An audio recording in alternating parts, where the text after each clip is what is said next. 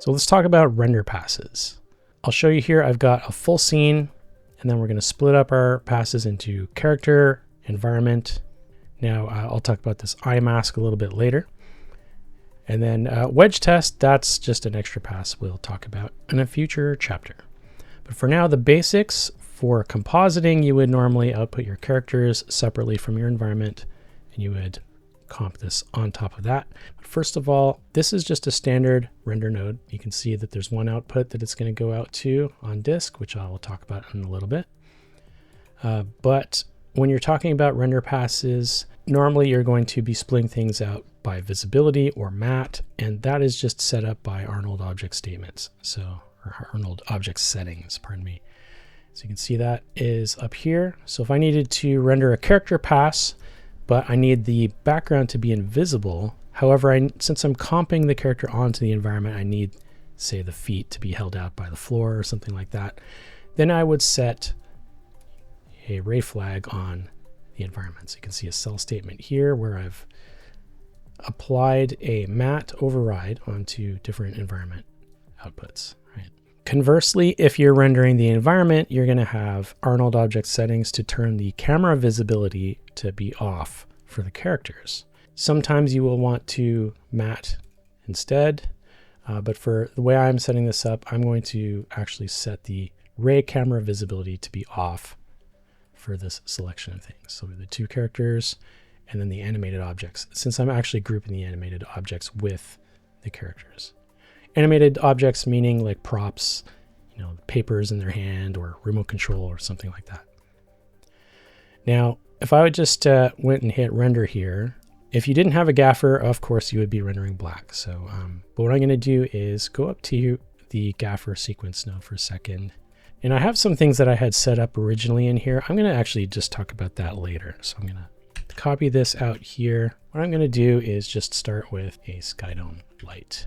So if I've got an empty gaffer sequence, if you want to see something, the basics would be just right click and add an Arnold skydome light. Of course, we haven't even looked in our viewer yet, but why don't we go ahead and look at our viewer so we can actually see what we're going to render.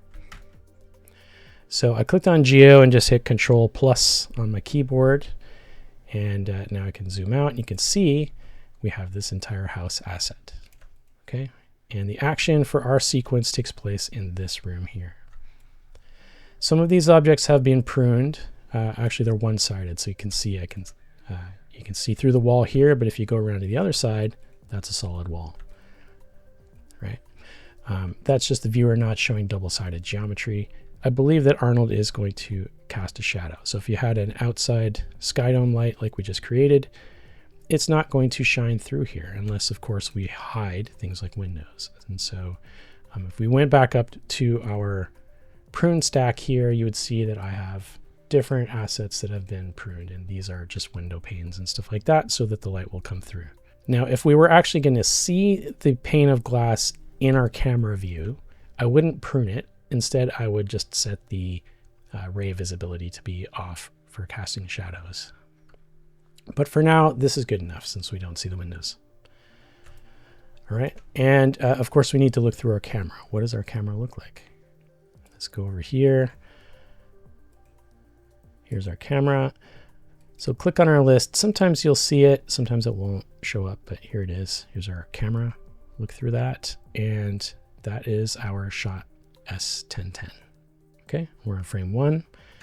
So let's go back down to our render pass and let's just do a preview render real quick. We've got a monitor window down here, and just with our skydome and our windows hidden, you're going to get a little bit of light, but you notice it's really, really dark, right? So if you hit Control and then you hit the up arrow a few times, you can start to increase the exposure. You can see now I'm 4 stops up, and you can see that the light is in fact coming into the room. However, it's just really, really dark. So, you know, maybe as a default, I want to start with 5 stops up. I'm also going to talk about how noisy this is, so don't worry about that yet. And then, you know, I didn't even get into this filters. I'm going to get into this in a later chapter, so don't worry about that. But these are some optimizations that are helping this render. So let's look at increasing our light by 5 stops, right? So if we go back to our gaffer panel real quick. So here's our skydome. go to the material, and we could just put that up by 5 stops. If I was live rendering that, I could get, I could see this in a live render view. Actually, let's talk about that real quick. I'm sure you know about that, but if you wanted to do live renders, you need to make sure that you're updating things in your scene in order for them to be updated when you change those parameters. So this column here says which objects get live render updates. So I'm going to do everything in lights. So if I expand lights here, you're going to see I've got a gaffer, I've got my sky dome. Now if I hit shift and then click on here, you'll see that it actually does it for the entire, not just the light level, but everything underneath it. Okay, so now if I was to go back here to my full scene render, I could do a live render.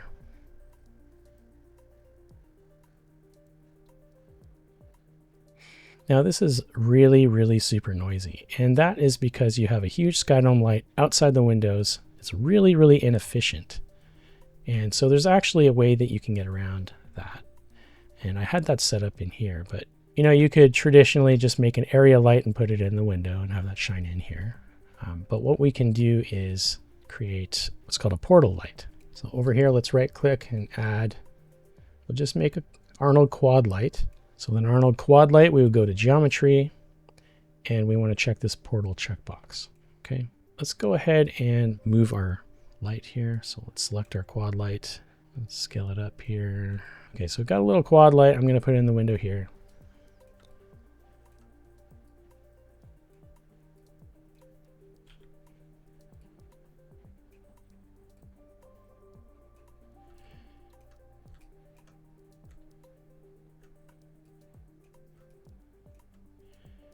And actually, that's another thing to mention. If we go over to object here, you're going to see that by default, when you scale a light, you can see it's kind of doing some funny stuff here.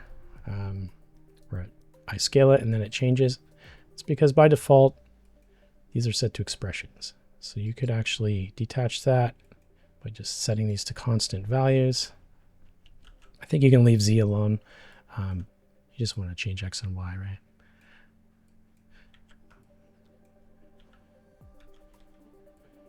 So once we've created our portal light, what that's going to do is help this for sampling. And now it's not really showing a difference here yet. Sometimes when you've updated the scene graph like that, you'll need to actually launch it again. Now check out how much better that is immediately, right? So as soon as you add that portal light in the window, what it's doing is you're telling Arnold, I've got a sky dome light outside, but I want you to focus the sampling to the area of this area light. Now this is just a basic sky dome. You could of course make a sky dome with HDRI, which we will probably do later, Arnold HDRI sky dome light.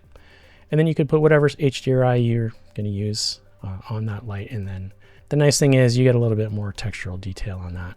So now we have an image. Again, I've got some optimizations of, hiding things like XGen and all that stuff, which I'll talk about later. So that's why there's no hair, but you can at least see a picture now, right? So this will just be the basis of our initial pass setup. So again, we've got our full render pass. Let's go ahead and we could go and preview render or live render each one of these passes one at a time. We could use Foresight Plus to help us do all of those at the same time. So if you go up to this gear up here, just open this up, you can filter to Katana Q, and we want to start multiple renders. So I'm going to just enable the full scene and the environment and the character. I don't need the eye mask just yet. And I only want to do just this one shot for now, because I don't need to do 3 times 5. I don't need to launch 15 renders at once because it's going to use the environment graph state variables up here. So you could actually render all 5 shots, all 3 passes all at once if you wanted to. And maybe that's a good idea if you're trying to get a quick preview of your entire sequence and you have a super beefy machine. For me, I'm just going to do 3. I'm going to set this to local machine as well and just do a preview render. Now up here, let's go to the catalog. You're going to see 3 renders just started. I'll go ahead and close this window. Okay, so that was our previous render from before, and now there's our environment pass, and you can see that our characters are not visible, but they are still casting shadows, which is what we want. And then our character pass has the environment set to matte, which means it's going to cut out things like the arm on the armchair. So if I hit A to go to alpha channel, you'll see that that's the shape of the armchair, cutting it out. So there's a couple of different ways you could set this up. You could just do everything with matte, and then if you're comping these together, you would just add these passes together. Now the way I've traditionally done it, and maybe this is not the right way, but I've done it forever this way, is you would render the environment pass because you're going to layer it underneath in your comp. And then the character pass is just going to get layered on top. And so that's what needs to be matted, right? So this is just to test out that this is working.